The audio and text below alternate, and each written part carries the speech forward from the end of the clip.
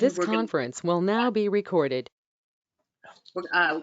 If you've got questions as we go along, put them in the chat box, and there are a few places during the presentation where I'll stop and so we can clear up anything that's comes up during it, and then we should have plenty of time at the end for questions and discussion. I really don't think this is going to go to 7:30. I'm hoping to get you all out of here by 7. But we wanted to leave plenty of time because it's our activists who are the most important part of making this happen, and the reason we've got this energy transition underway finally is due to grassroots who got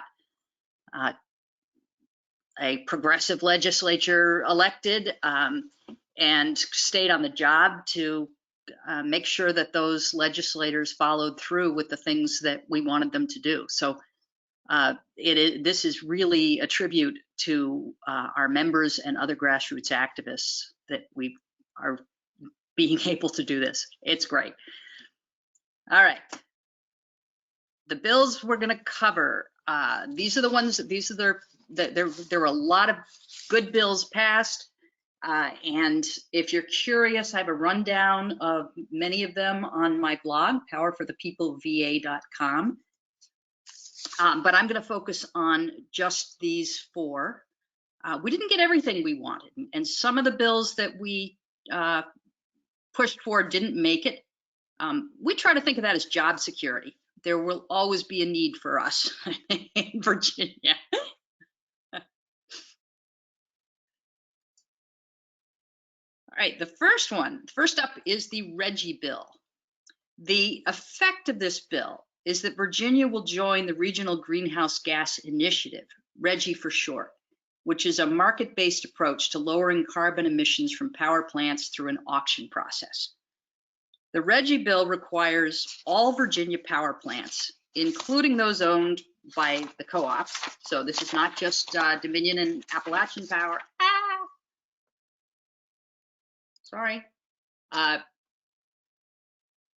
to lower their carbon emissions through an auction process. So all of the carbon emitting power plants in this area, among these states, will participate in an auction process, and that raises money for the states. And every year the number of allowances declines, so that Virginia is supposed to reduce carbon emissions from our power plants by 30% by 2030. Our Department of Environmental Quality has already written the regulations, which it did in response to an executive order from our former governor, Terry McAuliffe. And so the RGGI bill just puts these into effect and decides how the money gets spent from the auction. 50% of it goes to the Department of Housing and Community Development to run low-income efficiency programs, including programs for eligible housing developments. 45% goes to the Department of Conservation and Recreation for flood preparedness and climate change planning and mitigation. And then the last 5% goes to administrative costs for participating in the auctions. The RGGI rules aren't perfect. You may recall a DEQ process that had public comment, and one of the things that we that bothered us at the time, they don't cover everything. So there's sources under 25 megawatts that are not covered, and that turns out to be largely a loophole for large paper companies. And I will be mentioning these large paper companies again here. But other than that, this goes through 2030.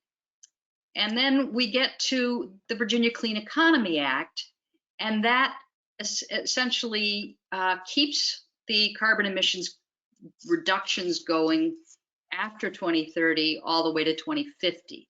And at 2050, then there won't be any more carbon allowances offered for Virginia power plants. So this is the main mechanism for getting to zero carbon by 2050.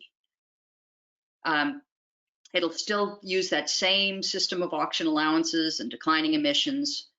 And there is that asterisk that you see there, hit zero, because the paper companies continue to be exempted from the requirements the whole way through. Are there any questions at this point on RGGI or the auction process?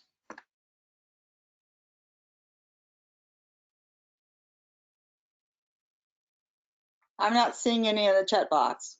Okay, great. We'll keep running through then. Okay, under the VCEA, we finally have a mandatory energy efficiency energy efficiency resource standard, which is a fancy way of saying that instead of just throwing money at energy efficiency, it now becomes mandatory. Or mandatory, at least for investor-owned utilities. So Dominion and APCo have to meet efficiency savings. In Dominion's case, 5% total savings by 2025 compared to 2019, and APCo 2% savings.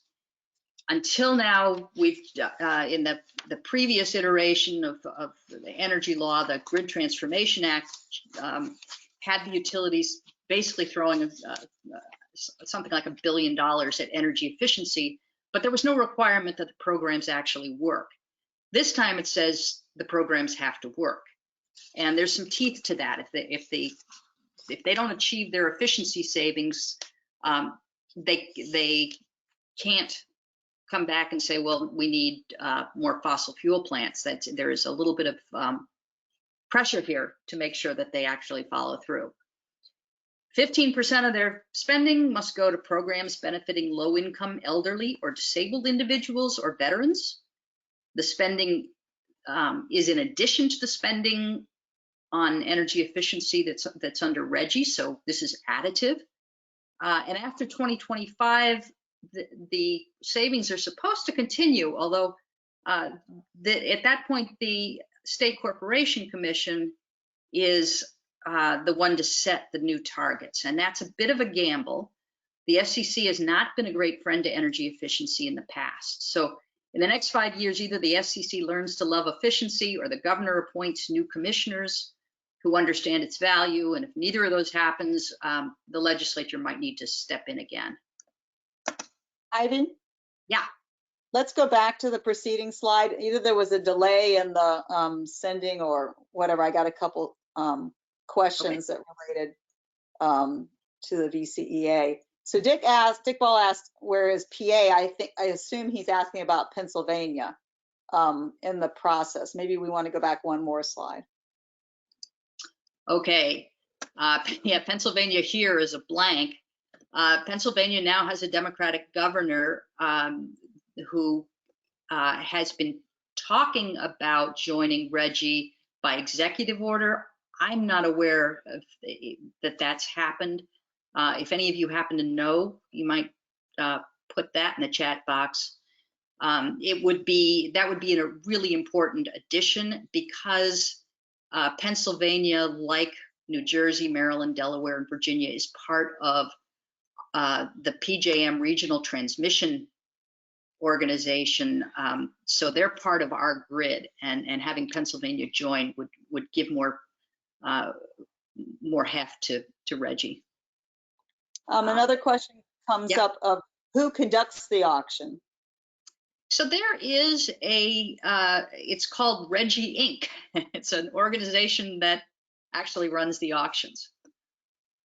And then the last question another one popped up. Then somebody asked if we had an estimate of the proceeds to Virginia. I don't. My guess is that we could ask Harrison over at CCAN, and they probably do. I think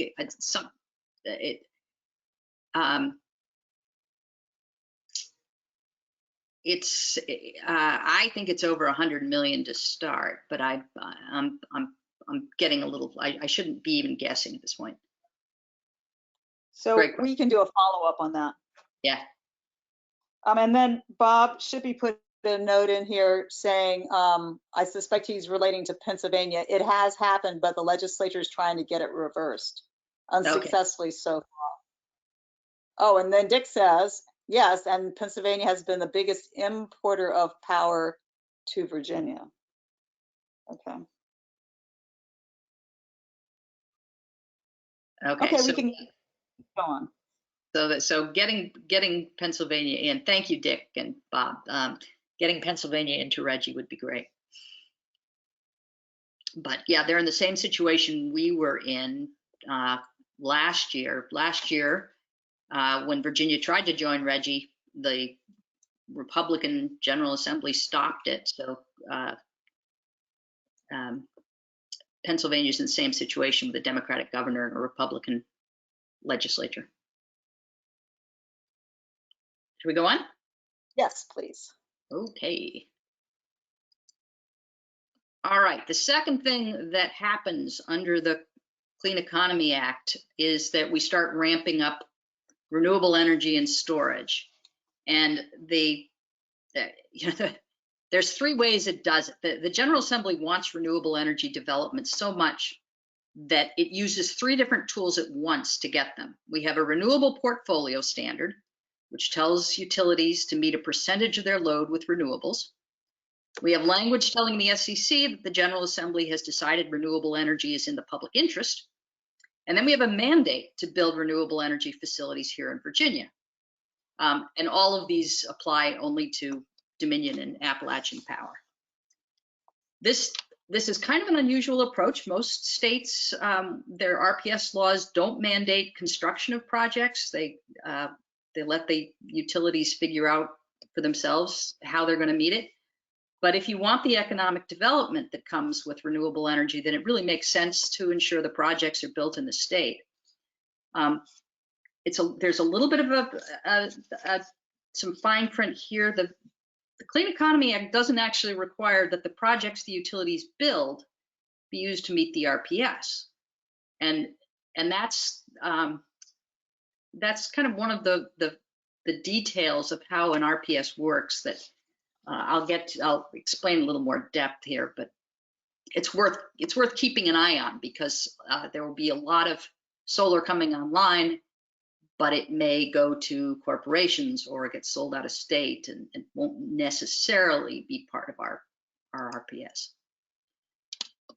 Okay, the way the RPS works, it tells a utility that an escalating percentage of its electricity must come from certain types of renewable energy. The VCEA keeps this a sleight of hand that was already in the code, and it's unfortunate, but instead of applying the RPS percentage to all electricity, it applies it to, and this is a term of art, total electric energy, which sounds like all electricity, but it's been defined to exclude nuclear. So Dominion gets about 30% of its electricity from nuclear. Appalachian Power has none. So for Dominion, the RPS requirements have to be discounted by 30% for you to understand how much the company's total energy must come from renewable energy in any given year. And that is confusing. So we've got this chart that sort of explains it. But it's nuclear that explains why Dominion has this higher number the whole way through. And that's because if you discount for nuclear, they're basically at the same line. And what's driving that, the drafters of the VCEA wanted to be sure to meet the terms of Governor Northam's executive order from last fall. It called for 30% renewable energy by 2030. So if you look at where the graph is, if you take Dominion's number at 2030 and you discount that by about 30%, you go from about 40% to about 30%. And actually, that doesn't look quite right, but the numbers actually that's what's going on. The nuclear makes it much easier for Dominion to meet its targets, and that is why it never has to get to 100% renewable energy, whereas APCo actually does in order to get to zero carbon. So what qualifies as renewable energy? Some parts of the VCEA are really pretty clear so that you can read them and make sense of it. The RPS is not one of those sections. The decision was made early on to keep using the really messy, very loose code definition of renewable energy and then narrow it down as needed. And the definition includes a bunch of sources that might be renewable, but aren't necessarily clean or environmentally friendly. The VCEA allows most of those dirty sources to qualify for the RPS until 2025. And it excludes any utility biomass, but it allows paper company biomass from within Virginia. So there again, it's this, there's this carve out for paper companies. It's essentially a big subsidy that's in there. After 2025, the rules start getting tighter. At that point, 75% of all RECs must come from Virginia, although there's sort of a provision that says that it doesn't have to be in Virginia if the utility already owned it or contracted for it before 2020 and it's in PJM, then it's treated as if it was in Virginia.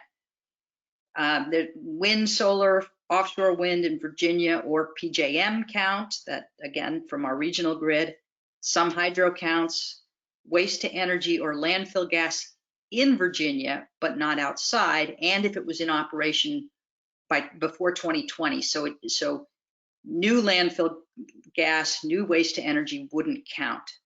But again, after 2025, paper company biomass still makes the cut. So that can continue indefinitely.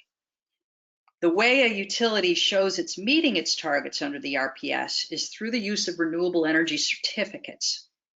The utility doesn't actually have to build a renewable energy facility to get the RECs. It can simply buy them. And if they're too expensive, the VCEA gives the utility the option of a deficiency payment instead. A deficiency payment is not a penalty. There was some real confusion about that during the session, with people thinking that the utilities could just pay a penalty and that the shareholders would have to. I mean, that the shareholders wouldn't have to pay, but that it would cost customers the penalty. It's not. The deficiency payment is a cost containment measure. So it says that if the price of RECs goes above a ceiling, typically $45 a megawatt hour, then the utility can pay that instead, and the state will take that money and use it for things like job training programs in clean energy. So it is a way to protect consumers from unexpectedly high costs for meeting the RPS. I'd like to interject that I see people taking copious notes. All of the text of this presentation will be available to you. So all the things that Ivy's talking about are written down and will be sent out to you or available on the last slide. So if I've confused you on what a REC is, and there's just a few things you really need to know, and I've got a blog post on it. It's in the resources section. It's called "What the Heck is a REC?" It goes into this in much more detail, and I think if this is a new concept to you, you might want to read that. The critical thing to understand is that a renewable energy certificate is not energy. It's the extra value that comes from energy having been produced by a renewable energy facility. So a REC can be bundled with the energy itself, or it can actually be sold separately because it is the extra value of having had that come from renewable energy. So an example of that is the Dominion Green Power Program. Participants don't actually buy electricity from renewable energy facilities under that program. They're using the same power everybody else does, but they're paying an extra amount for RECs. And that demonstrates that renewable energy was generated somewhere. And they get to claim that to sort of green up their power supply. So RECs from the best types of renewable energy, like solar, usually have a higher value than RECs from dirty sources like waste to energy plants or biomass. The thing to realize that if the law allows dirty sources to qualify, a utility will use those RECs first because that's the least cost way to comply. And that's why having the paper company biomass qualify is so bad, because if you're Dominion, you will buy paper company biomass and not use solar for that amount, because paper companies they'll take anything they can get for their RECs. Nobody else wants that stuff, although actually Maryland wants it, so I stand corrected there. But the point is that this is something where if you don't draw the lines carefully, the dirty stuff will be used in place of the good stuff. And since RECs are separate from the underlying energy, they can be bought and sold separately, and PJM has a market in renewable energy certificates. So a utility that has a solar farm can sell the RECs from that and replace them with RECs from crappier sources, assuming those qualify, which is known as REC optimization. And Dominion does that all the time. We have a voluntary RPS right now, and that is what Dominion does. Is when it has built the solar that it's built so far, it is either selling those RECs to corporate customers, or it is selling it out of state and meeting our voluntary RPS with the crappiest stuff available because it's cheap. So when we're talking about all the solar that they're planning to build, until 2025, they're certainly not going to need to use it. And after that, you're still going to have the problem that the first thing that will get used is the junky stuff like paper company biomass. Okay, one thing that a lot of people want to know about, what does the VCEA do for your rooftop solar? One of the ways in which it falls short is how it treats rooftop solar and other small solar projects. So the VCEA, the RPS requires that 1% of the RPS be met with Virginia wind, solar, or anaerobic digestion resources of 1 megawatt or less. And this doesn't apply to APCo, this is just Dominion. 25% of that 1% must come from low-income qualifying projects if available. Now, if you think about that 1% of an RPS target that right now is only about 10% for Dominion, is a very, very small amount. So anybody thinking of putting solar on your house, you should not expect that Dominion's going to be buying RECs.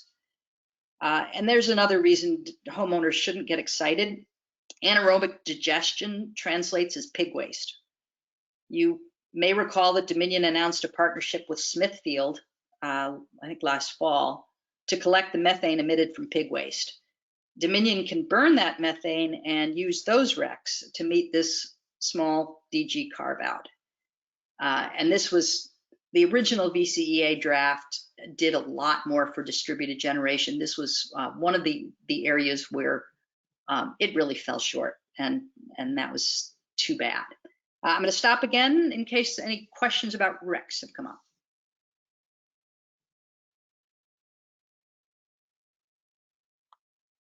So the only question that came up was Tim Stevens asked if can Dominion buy RECs from rooftop solar owners to meet the RPS, or does that only come from utility scale solar? I think you answered that. Yeah, it can. And in fact,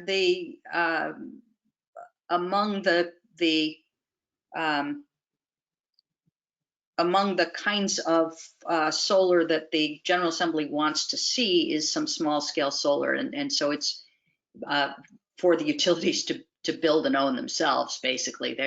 They're not suggesting that Dominion would get into the rooftop business, but there does seem to be some interest in distributed generation. But I think it highly unlikely that Dominion is going to be looking to buy RECs from Rooftop, from customers, residential customers in particular. All right, if we'll move along, the second way that the VCEA wants to get renewables is to declare them in the public interest.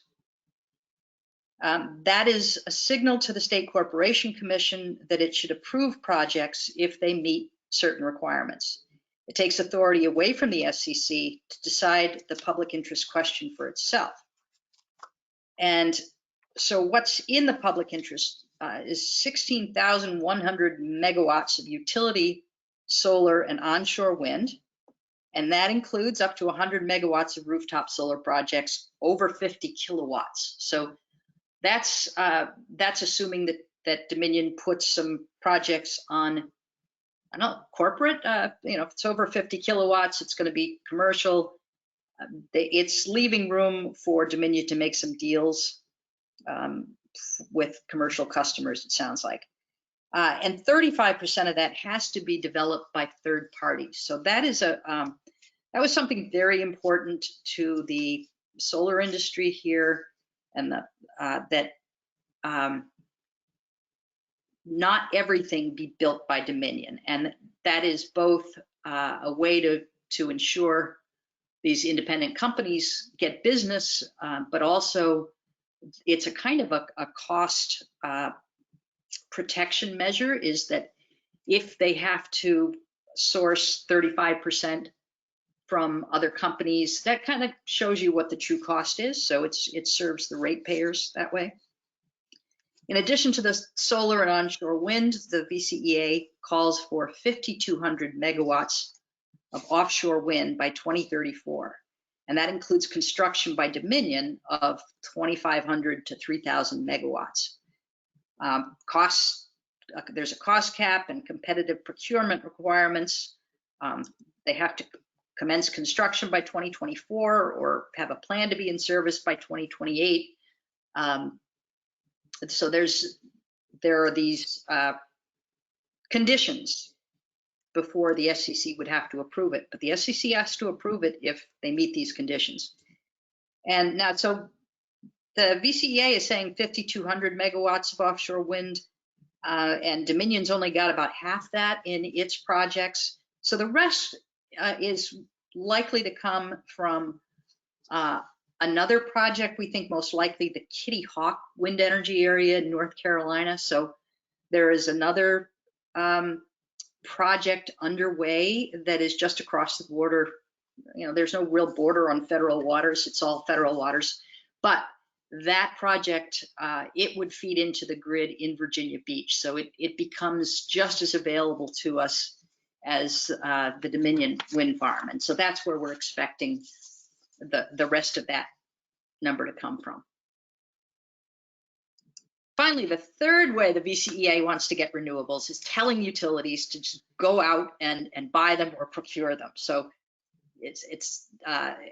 they actually want these 16,000 megawatts of solar to be built. They want storage to be built as well. So these are these are the targets they've got, target dates, what they want for Dominion and APCo. They have to issue requests for proposals on a yearly basis. They've got to submit their plans to the SCC. So it doesn't say they absolutely have to get built. It does give the SCC some ability to determine whether any given project is really worthwhile, so it doesn't take the control away from the SCC entirely. It does put these, it has got these competitive procurement provisions, so it's putting some constraints on the SCC, making it hard for the SCC to deny them, but it doesn't. It does leave some room for the SCC. Okay, as I mentioned, this also goes for storage. They've got storage as in the public interest as well, and there is this requirement that the utilities propose these storage projects by 2035. They don't have annual dates the way the solar and wind do, but they do have the competitive procurement and the 35% independent developer provisions. This is one of the strongest storage mandates in the country, and it makes a big difference when you're thinking about constraints on Dominion building gas plants, is that if it's got to build this much storage and it's got to build this much renewables, that does make the option of gas plant much harder to justify. And in fact, come to talking about natural gas, the whole purpose of the VCEA, in addition to getting to zero, is to really make things hard for fossil fuels. So the VCEA includes a moratorium on new carbon emitting resources until at least January 1st, 2022. The requirements for solar and storage basically do the same job as a peaker plant, but they're required, and a gas peaker plant is not. So the VCEA says you can build new fossil fuel generation if you have met all your energy efficiency goals, and you can show that a new gas plant would be cheaper than demand-side resources or storage, and you've considered alternatives, including third-party market alternatives. But then it leaves this little loophole that if a utility can show that the gas plant is required for reliability, then that's a sort of an ace in the hole, and that is what Dominion will be relying on in the future, is saying that notwithstanding all this renewable energy and storage and demand side options, that it needs gas for reliability. So that's something we'll be having to pay really close attention to. The other thing is that RGGI, the auction allowances and the need to spend money to be able to pollute means that the price of gas, of electricity from gas, increases because of the cost of the allowances. And finally, the SEC is required now under the VCEA to consider the social cost of carbon in evaluating any new fossil fuel emitting generation. So any carbon emitting generation. So Dominion has said that it agrees that now that we've got the VCEA, that a gas build out is not viable, and that a significant gas build out is not viable. But they are continuing to include gas peakers in their IRP, and they are fixated on this reliability concept. On the other hand, there are two large combined cycle gas plants proposed in Virginia, the Chickahominy and the C4GT plants. These are not selling to Dominion or Appalachian Power. They sell power into the PJM grid in the wholesale market. My guess is these don't get built. I think when the fact that they are going to have to buy carbon emissions will make those developers go elsewhere if they do it at all. And I would have to say that the COVID-19 crisis probably adds an extra layer of difficulty for them because the demand for gas has kept going, continues to go down. So the effect on new fossil fuel plants from the legislation, I think, is pretty significant. The other main effect here is that we're going to start closing fossil fuel and biomass plants. The VCEA requires the closure of all of Dominion's Virginia coal and oil fueled plants, and it's got a couple of oil plants. It's got the Chesterfield coal plants. It's got some others that it's already closing. It has to close all these coal plants by 2024, except the Virginia City Hybrid Energy Center, the Wise County plant that burns coal and biomass in Southwest Virginia.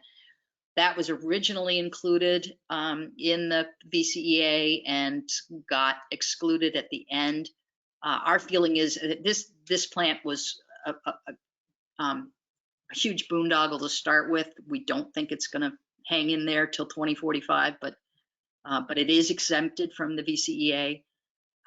Also, the Clover Coal Plant, which Dominion owns with the old Dominion Electric Cooperative, but Dominion's IRP filing shows it intends to close that one anyway. So that's not leaving much except a coal plant in West Virginia that Dominion owns that is not covered because it's not in the state. Dominion's biomass plants also have to close by 2028, except the biomass portion of the Virginia City plant. And then there's the 2045 deadline for all other Dominion and APCo carbon emitting plants. So at that point,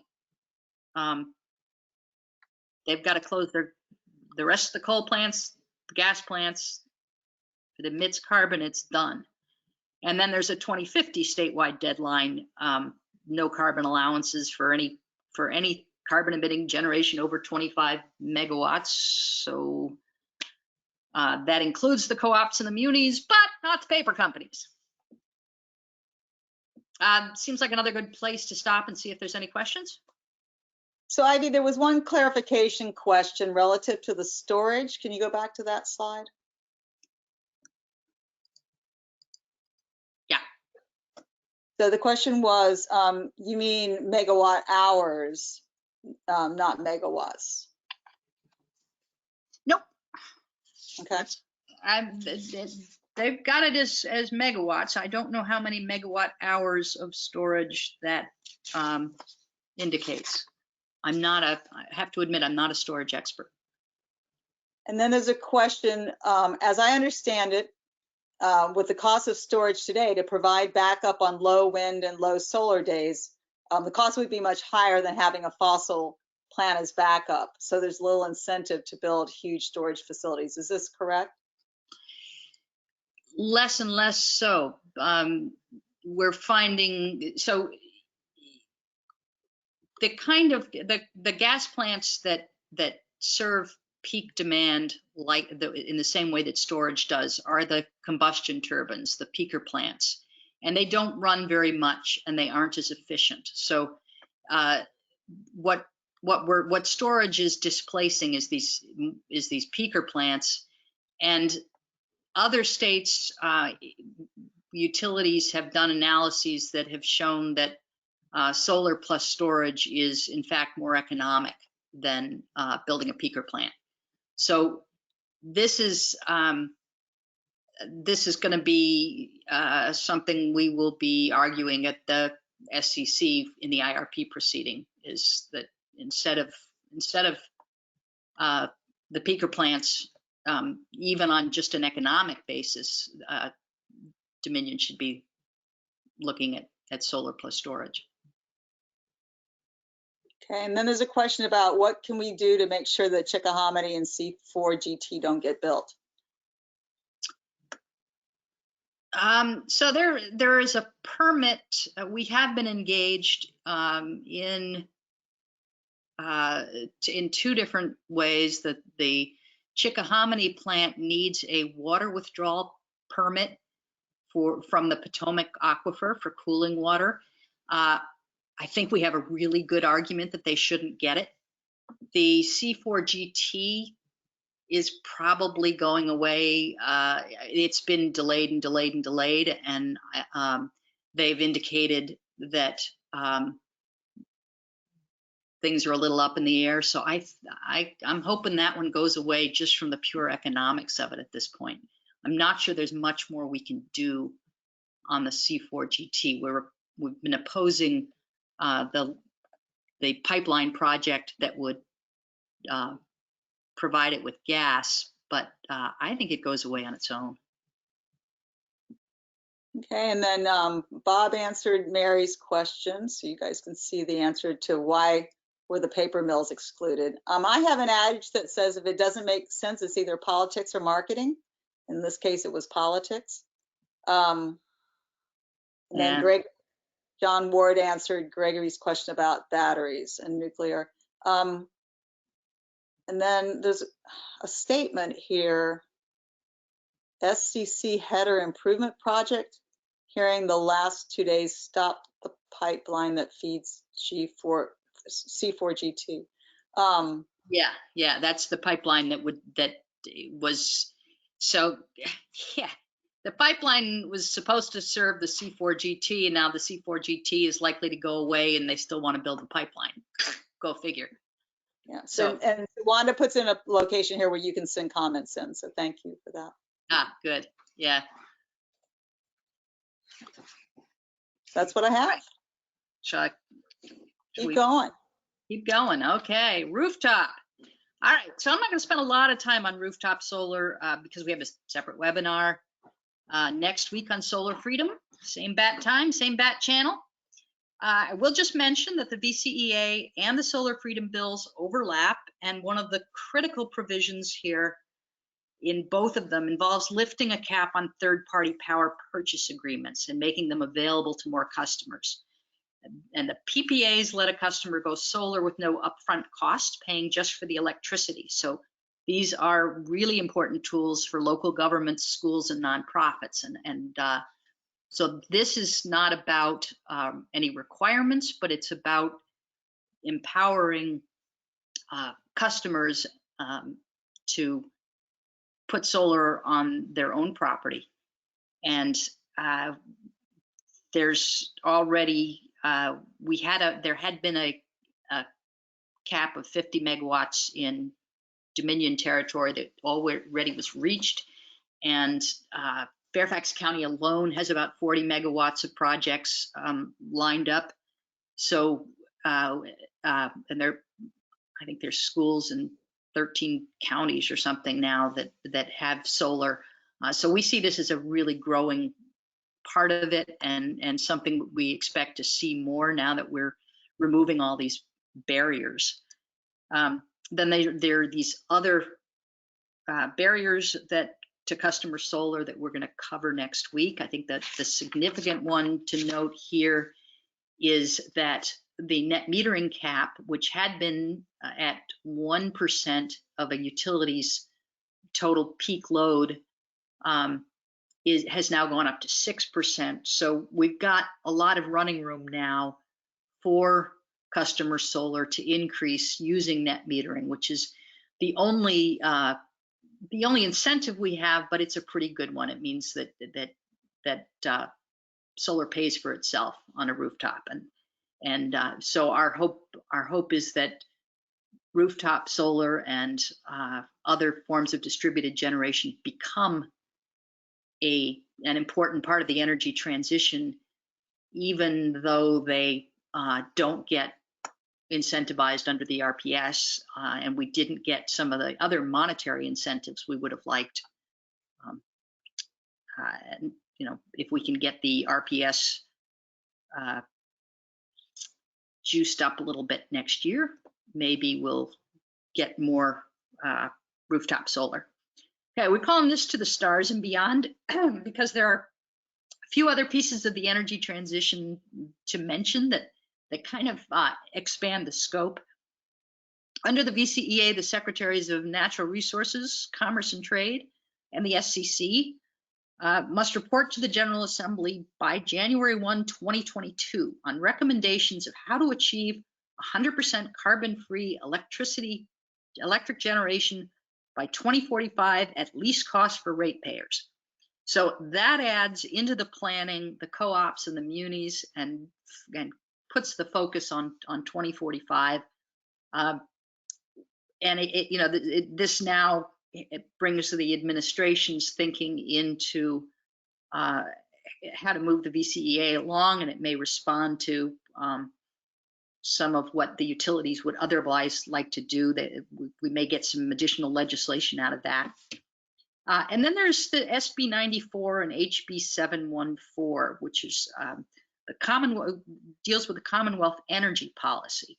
Now, the energy policy itself is not a binding document, but it's it kind of gives direction to the administration, and the SEC will look at it.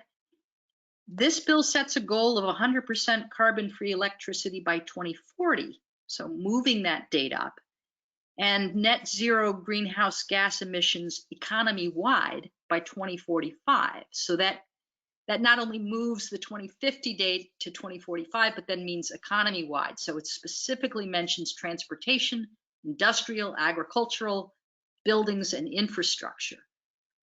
So it's expanding our whole energy transition to encompass the rest of the economy. And it tells the administration that each 4-year energy plan, and every 4 years, the new governor puts out an energy plan telling them what they're going to do. And it's including a greenhouse gas inventory for the first time, and planning consistent with these goals. So it is, again, kind of lighting a fire under the feet of the future administrations to work towards this energy transition. All right, so what does Dominion have to say about this? We got our first look when the company filed its 2020 IRP on May 1st. And the whole point of an IRP, there's nothing binding here, but it shows the SEC how the utility plans to meet customers' needs in the coming years. The IRP shows the solar and the offshore wind and the storage additions and the retirements of coal, oil, and biomass that the VCA requires. But it keeps all of its existing natural gas plants. And you can see from that red circle, it even adds the gas peakers in 2023 and 2024. Right after the moratorium expires. Dominion calls these placeholders to resolve, in quotes, probable reliability issues due to the additional renewable energy. It does not give any justification for this. It's just probable reliability. Dominion offers some plans. It's got a plan A, which is business as usual, as if there were no carbon constraints at all. But then it's got a plan B, which is its preferred plan. And the preferred plan doesn't close the gas plants by 2045, as required by the VCEA.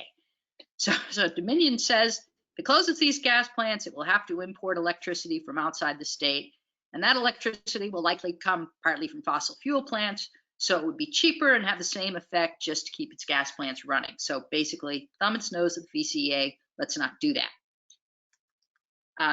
You can kind of guess how I feel about this, but more to the point, Senator McClellan and Delegate Sullivan, who are the patrons of the VCEA, wrote a response in Blue Virginia that accused Dominion of throwing in the towel on the energy transition, saying you're not even trying.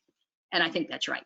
It's a really pretty flagrant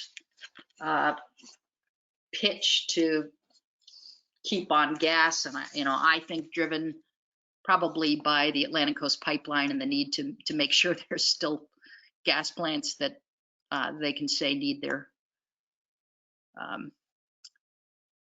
pipeline. So here is some of the things that we're thinking about in the Sierra Club in terms of what we need to be doing. We will be participating in the Dominion IRP case at the SCC, and there will be other SCC proceedings, and we'll be involved in those. We'll be making our voices heard in stakeholder groups that are some of these laws require.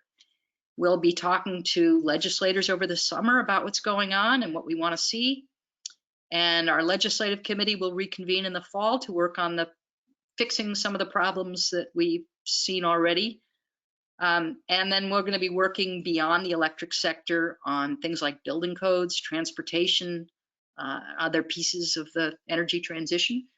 We hope you will want to join us. This is going to be, we thought we got a lot done this year. We did, but it turns out there's always more work to do. So job security for us.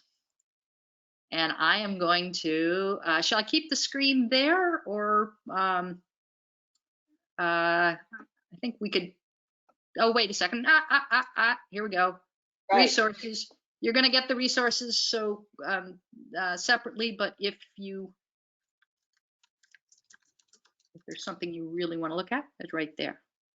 Susan, were there more questions coming in? No, more statements that were sent out to everybody. A question did come up about what about electric vehicles? That's not part of this presentation. The only thing that passed about electric vehicles in the last session, as I recollect, was a study. Right. So I think, next year, I think transportation is going to be a big issue. And electric vehicles, of course, are part of that. So that is definitely queued up for next year.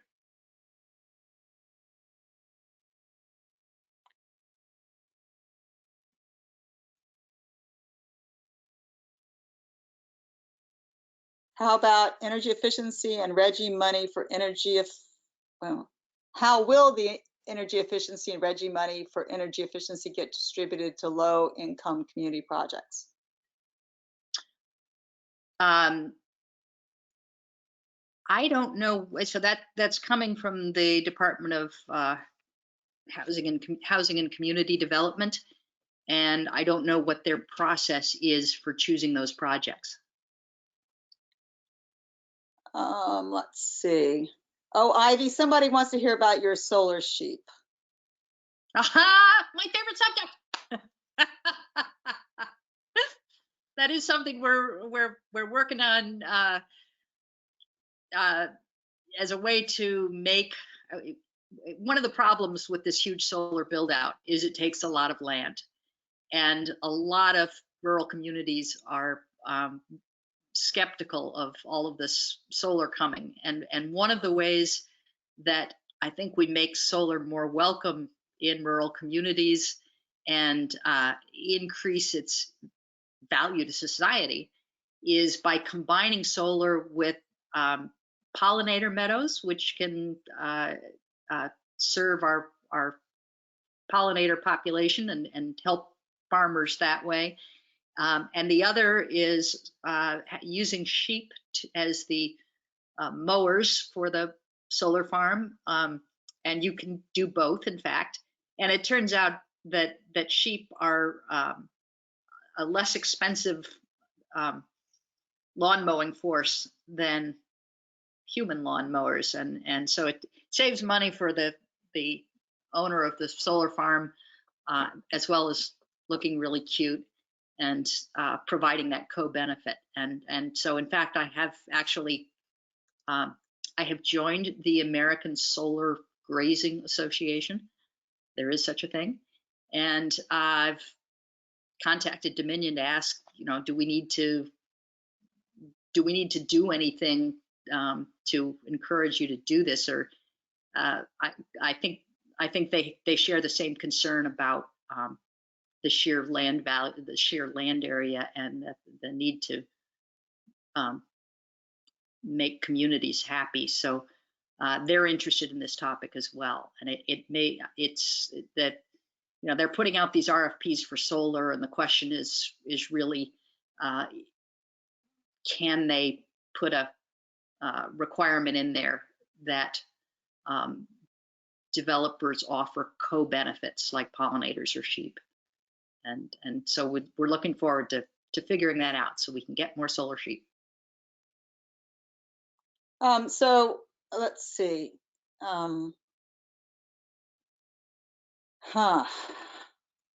Has to go through community housing organization, but there's no saying what it is that has to go through the community housing organization. We'll get back to that one.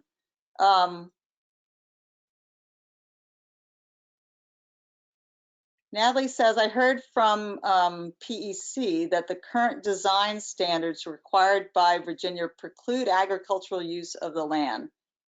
That's why PEC opposes utility scale solar. Need to revise the utility scale solar design criteria?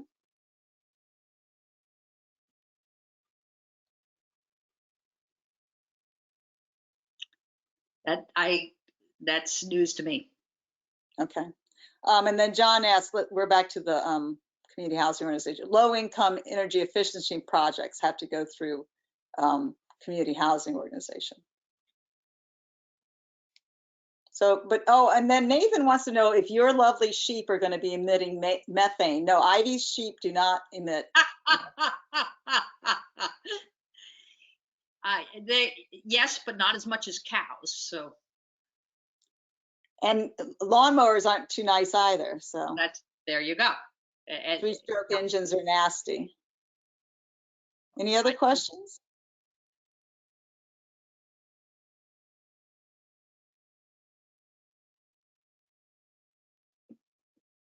I very much appreciate the information from both of you. I am horribly, horribly disturbed about the biomass bit, and I hope we can continue to work on that one. Thanks. Yeah, thank you, Anne. I was pretty outraged.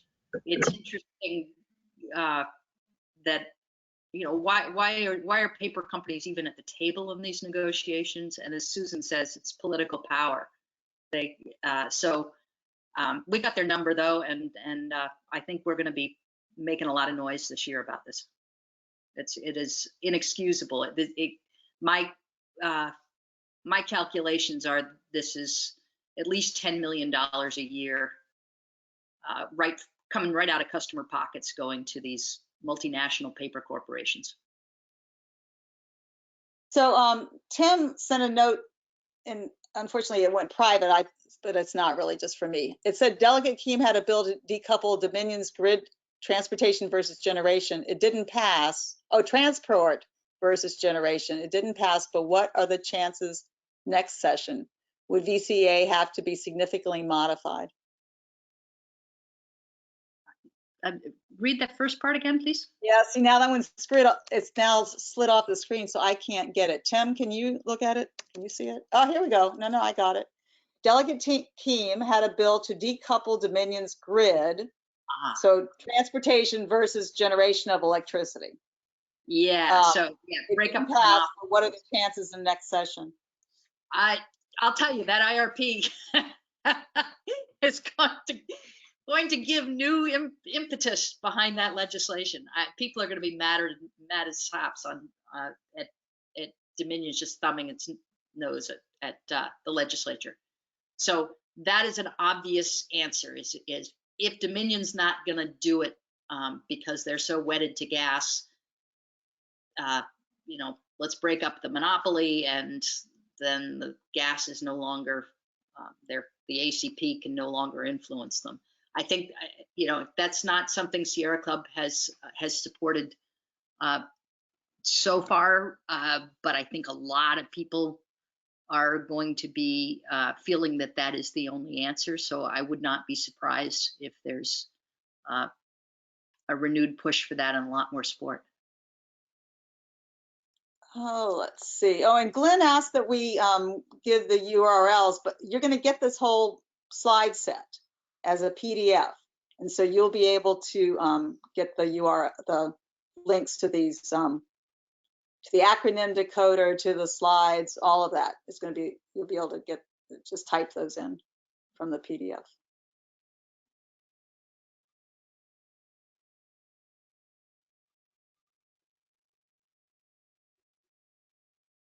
Well, thanks everybody for participating.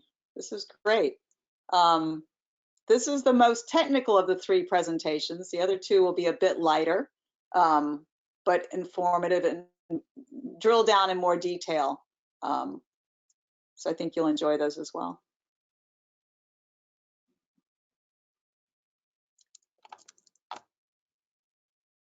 Yeah, thanks. This is Tim again. So huge thank you to everyone who's participated. Huge thank you to Ivy for presenting this information in such a concise way. I don't know how you can hold all this in one head, but we really appreciate you being willing to use your time and express this, excuse me, and detail this for everybody. And Susan, thanks for keeping an eye on the questions. There were so many I could hardly keep track. So I just sent a link in the chat box, but as we said, all of these links will be put onto our webpage on our website with the grassroots conversations, but we'll also send an email out with this. This webinar has been recorded and will be published within 24 hours so everyone can access it, soak up all the great information as soon as that's published. In the meantime, I will also put my contact information into the chat box. It's pretty straightforward. It's just my last name, first name and last name. Doing that now. If you have any other additional questions, feel free to contact me. I will do my best to answer your questions to the best of my ability, but luckily for us and every staff member at the Sierra Club, we have amazing resources and volunteers who are willing to provide the extra insight that we don't necessarily have. So with that, I'm going to go ahead and end the meeting, but I hope everyone's able to stay safe and healthy in this uncertain time. And we really do thank you for carrying on the work by joining this webinar, even in a moment of crisis. So we're certainly confident in a brighter future because of all the folks here willing to participate, willing to engage. So again, going to end it now, but be on the lookout for a follow-up email, and we'll see you all soon. Oh, well, also another plug. Next time we're going to be going deep dive into solar. That will be next Thursday at the same time. So stay tuned for that. If you haven't registered, you can do so on our website.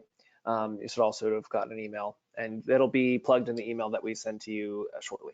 So thanks again, everybody, and have a good night. Thank you. Thank you all.